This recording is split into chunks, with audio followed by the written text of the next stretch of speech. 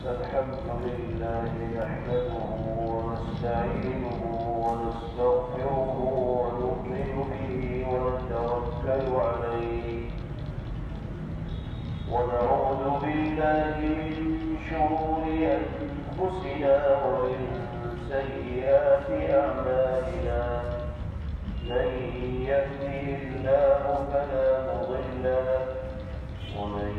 يضلل فلا هادي له ونشهد أن لا إله إلا الله وحده لا شريك له ونشهد أن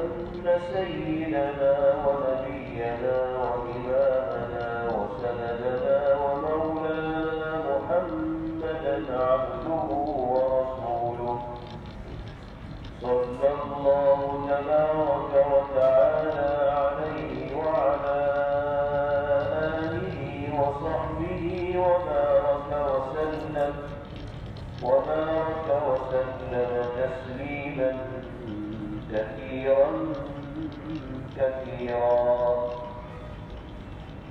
أما بعد فأعوذ بالله من الشيطان الرجيم بسم الله الرحمن الرحيم الطلاق مرتان فإمساك بمعروف أو تسريح بإحسان ولا يحل لكم أن تأكلوا مما آتيتموهن شيئا إلا أن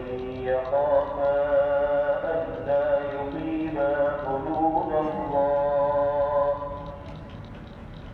فإن خفتم ألا يقيما حدود الله فلا جناح عليهما فيما افتدت به تلك حدود الله فلا تعتدوها ومن يتعد حدود الله فأولئك هم الظالمون صدق الله مولانا العلي العظيم.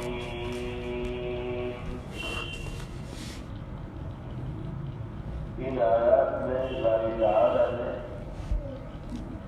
इस्लाम के शानदार और बेहतरीन निज़ाम तलाक़ को तफसील के साथ बयान करवाया। तलाक़ के इस निज़ाम को समझने के लिए निकाह की हकीकत और उसके बारे में बुनियादी चीज़ों की मालूमात होना भी जरूरी है।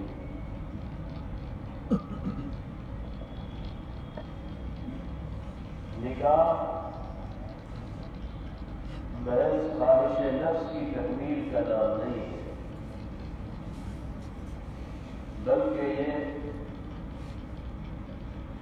औरत और मर्द के दरमियान, शौहर और बीवी के दरमियान कायम होने वाला एक ऐसा पायदार मुआहदा है जिसको मरते दम तक बाकी रखना दोनों की जिम्मेदारी।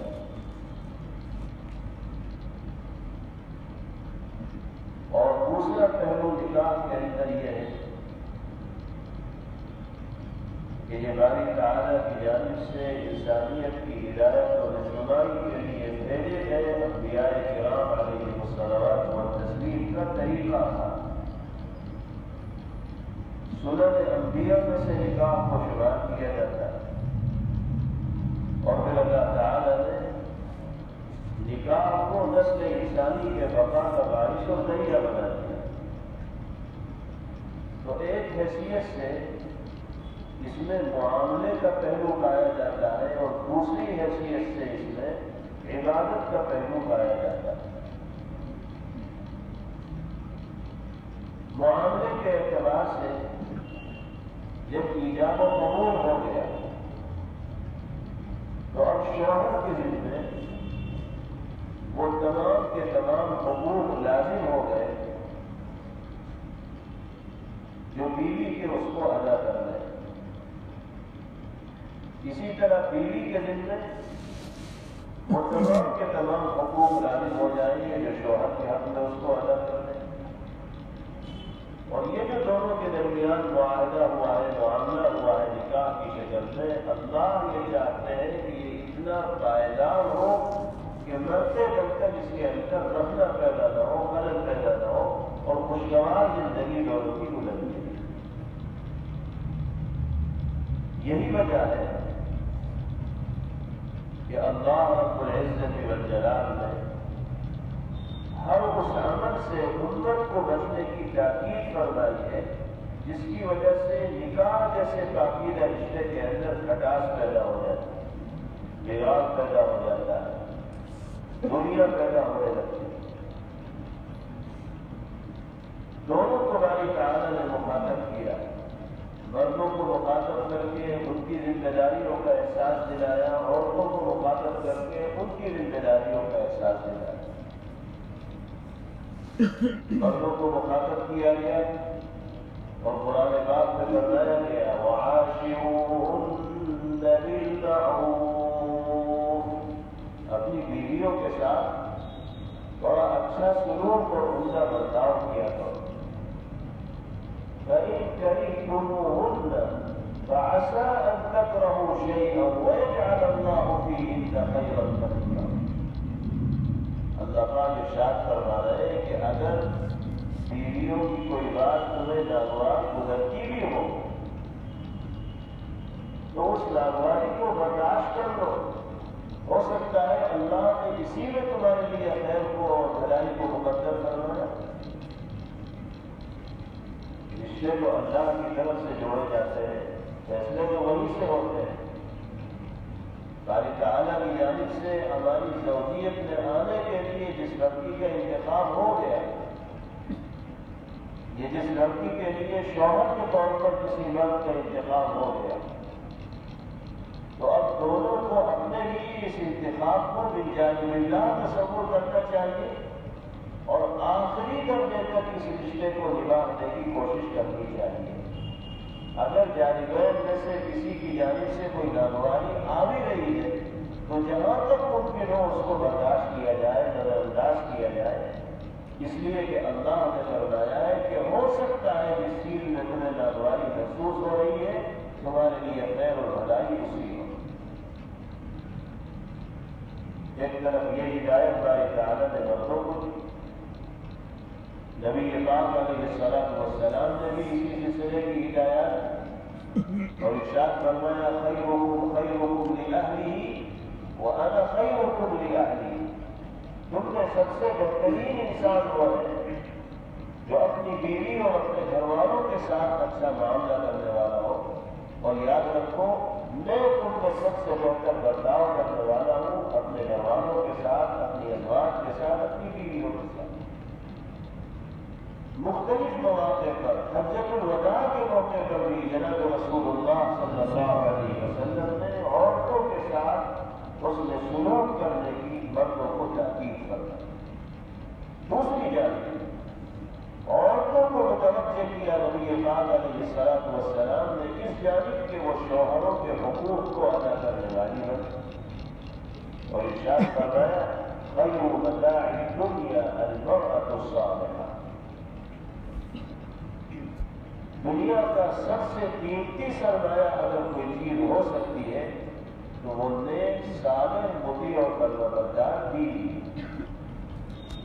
اور پھر اچھی عورت کی نشانی اور علامت نبی پاک علیہ السلام نے بیان فرمائی کہ شوہر کی اس پر نگاہ پڑے تو دل خوش ہو جائے، شوہر کوئی حکم دے تو وہ شوہر کے احکامات پر عمل کرنا اپنے لیے سعادت تصور کرے اور فوراً اس کی بات مانے، جائز کاموں میں اس کی کسی بات کو وہ نظر انداز نہ کرے۔ اس مزاج کے ساتھ جو بیوی اپنے شوہر کے ساتھ زندگی گزارے گی، جناب رسول اللہ صلی اللہ علیہ وسلم نے اس کے لیے بشارتوں اور خوشخبریوں کا ایک پورا کا پورا سلسلہ بیان کرتا ہے۔ دونوں کے حقوق اللہ اور اس کے رسول صلی اللہ علیہ وسلم نے اسی لیے بیان فرمائے کہ جب دونوں جانب سے حقوق کی ادائیگی ہوگی تو نکاح کا پاکیزہ رشتہ آخری درجے تک خوش اسلوبی کے ساتھ چلتا رہے گا اور اس میں کسی طرح کی کوئی دراڑ، کسی طرح کی کوئی غلطی اور کسی طرح کی کوئی رنجش پیدا نہیں ہو۔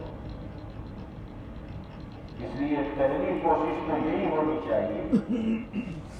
کہ اللہ تعالیٰ اس عقیدہ رشتے کو خیر و خوبی کے ساتھ، عافیت کے ساتھ نبھانے کی توفیق بخشے، اور اس رشتے کے اندر جب دلوں کا ملاپ ہوتا ہے اور قربت ہوتی ہے، زوجین ایک دوسرے کے مزاج کو سمجھ کر دونوں کا لحاظ رکھنے والے ہوتے ہیں، تو پھر انسان کا گھر جنت کا نمونہ بن جاتا ہے۔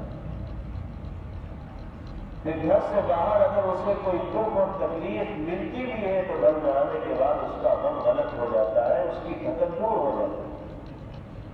اور اگر اس رشتے کے اندر مٹھاس نہ ہو تو لاکھوں اور کروڑوں میں کھیلنے کے باوجود بھی انسان کو ایک منٹ کا اطمینان و سکون میسر نہیں ہوتا۔ اسی لیے اللہ اور اس کے رسول صلی اللہ علیہ وسلم نے اس باقیدہ رشتے کو ہر حال میں نبھانے کی تاکید کی ہے، شوہر کو بھی اور بیوی کو، اور ہر اس عمل سے بچنے کی تلقین کی ہے جو اس رشتے کے اندر دراڑ پیدا کر رہا ہے۔ لیکن شیطان جو انسان کے پیچھے لگا ہوا ہے، وہ یہ چاہتا ہے کہ کسی بھی طرح جو محبت کرنے والے لوگوں کے دلوں میں دراڑ پیدا ہو جائے، شوہر و بیوی کے درمیان تنقیاں پیدا ہو جائے۔ چنانچہ ایک تفصیلی روایت میں جناب رسول اللہ صلی اللہ علیہ وسلم نے مضمون بیان کرتا ہے کہ شیطان اپنا تخت لگا کر بیٹھ جاتا ہے اور اپنے چہروں سے روزانہ کی کارگزاریاں سنتا ہے کہ تو نے صبح سے شام تک کیا کیا، تو نے صبح سے شام تک کیا کیا۔ تو ابلیس کے چہرے آتے ہیں اور بتاتے ہیں کہ میں نے یہ کیا، میں نے وہ کیا، فلاں کو نماز سے روک دیا، فلاں کو قرآن سے روک دیا، فلاں کو ذکر سے روک دیا۔ تو وہ کوئی خاص توجہ نہیں دیتا اور کہتا ہے کوئی خاص کام تم نے نہیں کیا، یہ تو ہوتا ہی رہتا ہے۔ یہاں تک کہ ایک شیطان آتا ہے اور آ کر یہ کہتا ہے کہ میں نے فلاں شوہر و بیوی کے درمیان ایسا ماحول پیدا کر دیا کہ اب وہ دونوں ساتھ رہنے کے لیے تیار نہیں ہے، قریب ہے کہ ان کے درمیان جدائی ہو جائے، یا میں نے ان کے درمیان علیحدگی کروا۔ شیطان اس کی کارگزاری سن کے خوش ہوتا ہے اور اس کو شاباشی دیتا ہے کہ تو نے کیا ہے کام کرنے کے لائق۔ اس لیے کہ جب شوہر اور بیوی کے درمیان علیحدگی ہوتی ہے تو یہ علیحدگی صرف دو انسانوں کے درمیان نہیں ہے بلکہ دو خاندانوں کے درمیان، دو قبیلوں کے درمیان۔ ایک رشتے کی خرابی کا اثر نہ جانے کتنے رشتوں کے اوپر پڑتا ہے، اور اس طرح کے مواقع پر جو کھٹاس پیدا ہو جاتی ہے، سال ہر سال گزر جاتے ہیں، وہ کھٹاس ختم ہونے کا نام نہیں لیتی، وہ زخم مندمل ہونے کا نام نہیں لیتا۔ تو بظاہر دو آدمی الگ ہوتے ہیں لیکن اثرات سینکڑوں انسانوں کی زندگی پر مرتب ہوتے ہیں۔ اس لیے شیطان پسند کرتا ہے ایسے عمل کو جس کے نتیجے میں انسانوں کے دلوں میں دراڑ پیدا ہو اور دوریاں پیدا ہو۔ نبی کریم علیہ السلام نے احادیث مبارکہ میں یہ مضمون اسی لیے بیان فرمایا تاکہ لوگ حقوق کی ادائیگی کے سلسلے میں سنجیدہ ہو اور غصے میں آ کر کوئی ایسا قدم نہ اٹھائے کہ جس سے شیطان کو خوش ہونے کا موقع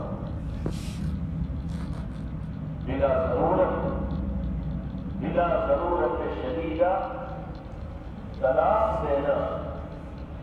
اللہ کی نگاہ میں بدترین جرم اور گناہ۔ کوئی عورت اگر اپنے شوہر سے بے وجہ طلاق کا مطالبہ کر رہی ہے تو وہ بھی زبردست گنہگار ہے، اور کوئی شوہر اپنی بیوی کو بے وجہ طلاق دے رہا ہے تو وہ بھی سخت گنہگار ہے۔ جناب رسول اللہ صلی اللہ علیہ وسلم نے ارشاد فرمایا ایما امرأة سألت زوجها طلاقا من غير بأس فحرام عليها رائحة آپ نے فرمایا کہ جو عورت بے وجہ اپنے شوہر سے طلاق کا مطالبہ کرے گی تو جنت کی خوشبو بھی اس پر حرام ہے۔ اسی طرح جو مرد بے وجہ اپنی بیوی کو طلاق دے تو باری تعالیٰ کی جانب سے ناگواری کا وہ مستحق قرار دیا جائے گا اور بدترین گناہ کا ارتکاب کرنے والا۔ تو آخری درجے تک اس رشتے کو نبھانے کی کوشش کرتے ہیں، لیکن بعض دفعہ حالات ایسے پیدا ہو جاتے ہیں کہ نبھانے کی ساری کوششیں کرنے کے باوجود بھی دونوں کا ایک ساتھ رہ پانا ممکن نہیں ہوتا، تو اس آخری درجے میں شریعت نے طلاق کی گنجائش رکھی۔ نبی پاک علیہ الصلوۃ والسلام نے ارشاد فرمایا ابغض المباح عند اللہ تبارک وتعالی الطلاق، اللہ کی نگاہ میں مباح چیزوں میں جو سب سے ناپسندیدہ چیز ہے وہ طلاق ہے۔ ابتداء تو طلاق کی اجازت ہے ہی نہیں، آخری درجے میں طلاق کی اگر اجازت ہے ہی تو وہ بھی مباح چیزوں میں اللہ کی نگاہ میں ناپسندیدہ ترین چیز ہے۔ ہر ممکن طریقے سے انسان کو اشاعت سے بچنے کا اہتمام کرنا چاہیے۔ پہلے ہی مرحلے میں طلاق دینا یہ اللہ کی ناراضگی اور غصے کو مول لینے والا تھا۔ قرآن پاک میں باری تعالیٰ نے پورا چارٹ بیان کروایا ہے کہ اگر نباہ نہیں ہو رہا ہو تو کس طریقے سے نباہ کرائے۔ ایک جگہ ارشاد فرمایا گیا وَاللَّاتِي تَخَافُونَ نُشُوزَهُنَّ فَعِظُوهُنَّ وَاهْجُرُوهُنَّ فِي الْمَضَاجِعِ وَاضْرِبُوهُنَّ فَإِنْ أَطَعْنَكُمْ فَلَا تَبْغُوا عَلَيْهِنَّ سَبِيلًا۔ اگر بیویوں کی طرف سے نافرمانی سامنے آ رہی ہو تو سمجھاؤ، نصیحت کرو،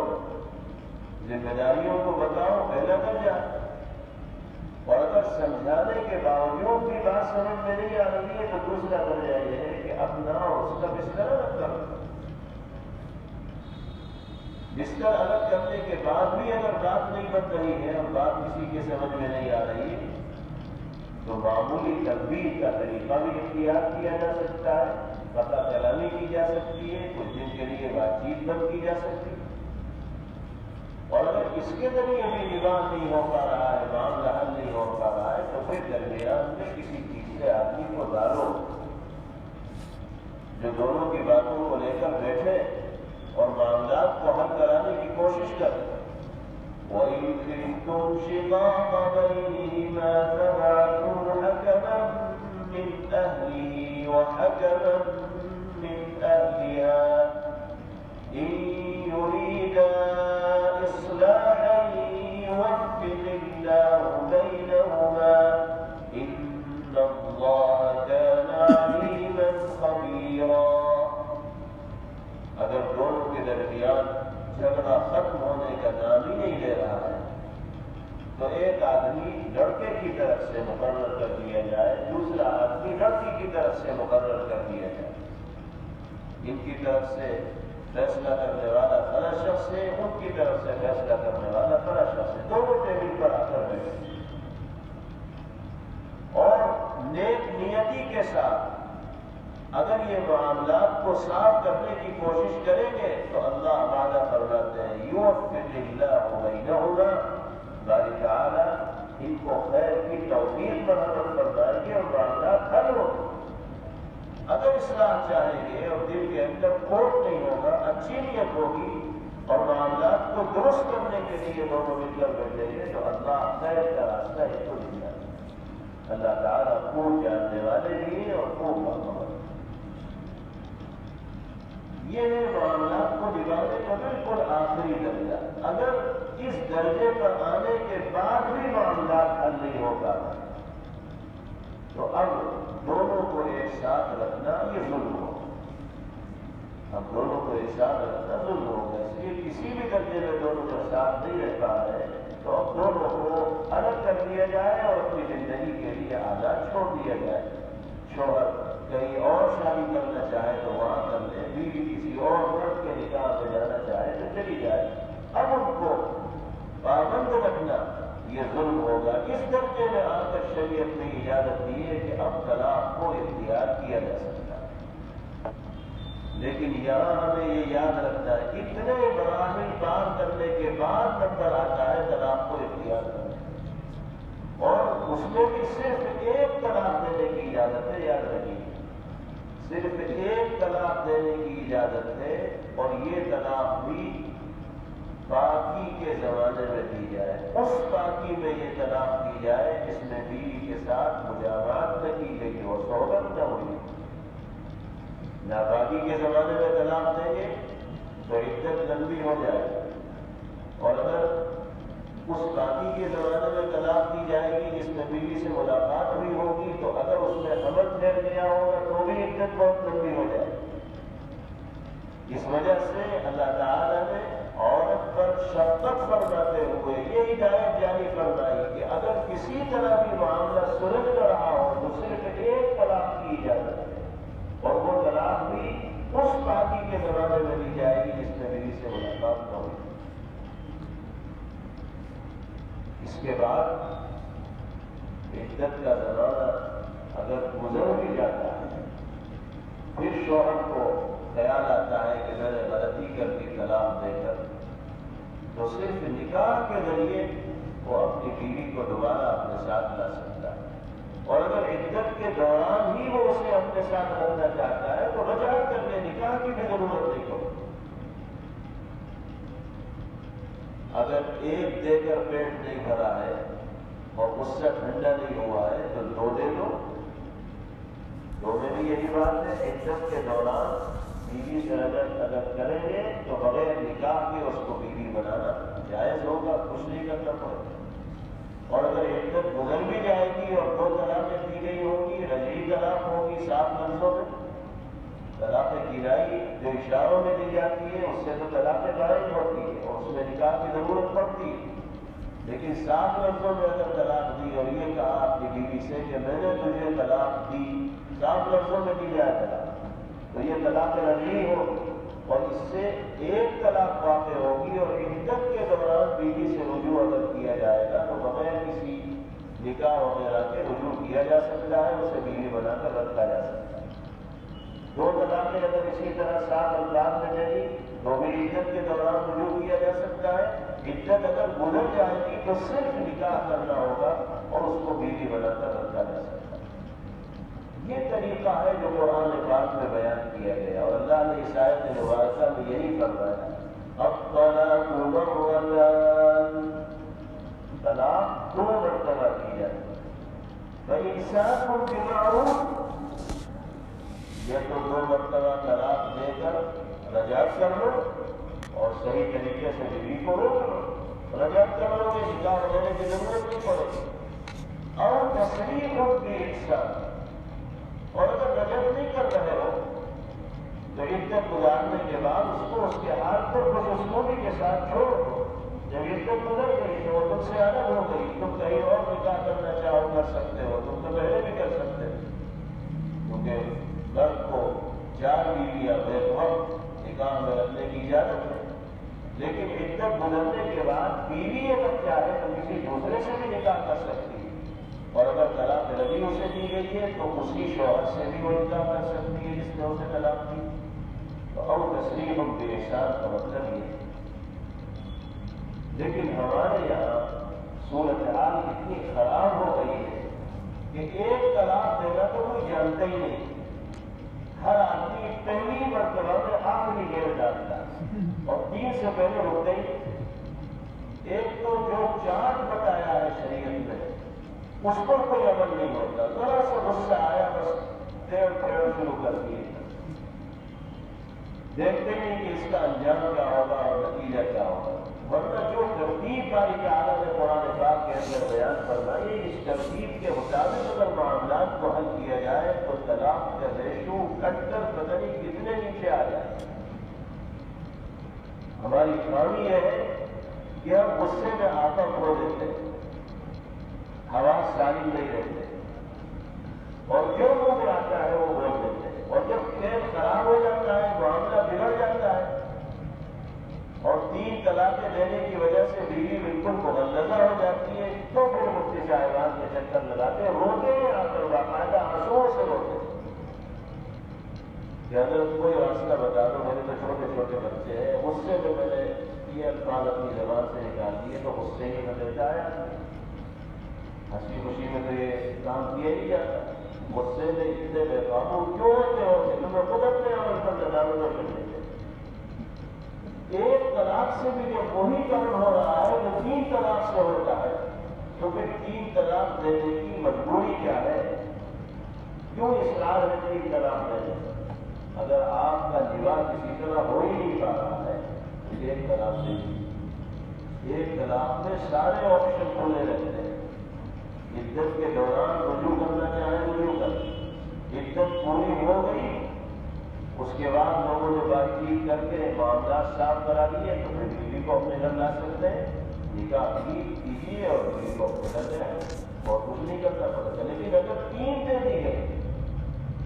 تو اب پھر اس کا اور آپ کا ساتھ رہنا جائز نہیں ہوگا، یہاں تک کہ اپنی مرضی سے وہ کسی تیسرے سے نکاح کرے اور وہ اپنی مرضی سے اس کو طلاق دے یا اس شوہر کا انتقال ہو جائے، پھر یہ عدت گزارے، اس کے بعد پھر اس کو اجازت ہے جس کے ساتھ چاہے اپنا نکاح کرے۔ تو ہمیں ان مسائل کا علم ہونا چاہیے اور سماجی اعتبار سے ہمارے گھروں تک ان مسائل کو پہنچانا چاہیے، لوگوں کو بتانا چاہیے۔ خدا نخواستہ اگر اس طرح کی کوئی صورتحال پیش آئے کہ نکاح کی کوئی شکل نہ ہو تو صرف 1 طلاق سے کام چلانا چاہیے، اس میں اگر بعد میں انسان کو اپنی غلطی کا احساس ہوتا ہے تو رجوع کرنا بہت آسان ہوتا ہے، ورنہ عام طور پر شروع ہی میں جب 3 طلاق دے دی جاتی ہے تو اس سے بہت سے مفاسد اور بہت سی بگاڑ پیدا ہوتا ہے۔ اللہ کے فقہا نے بے وجہ 3 طلاق دیے جانے کو جرم قرار دیا۔ سیدنا حضرت عمر فاروق رضی اللہ تعالیٰ ایسے لوگوں کو سزا دیا کرتے ہیں جو 3 یا 3 سے زائد طلاقوں کا استعمال کیا کرتے تھے۔ ایک شخص آیا حضرت کے زمانے میں 1000 طلاق اپنی بیوی کو، یعنی کتنے غصے میں ہو۔ حضرت عمر فاروق رضی اللہ تعالیٰ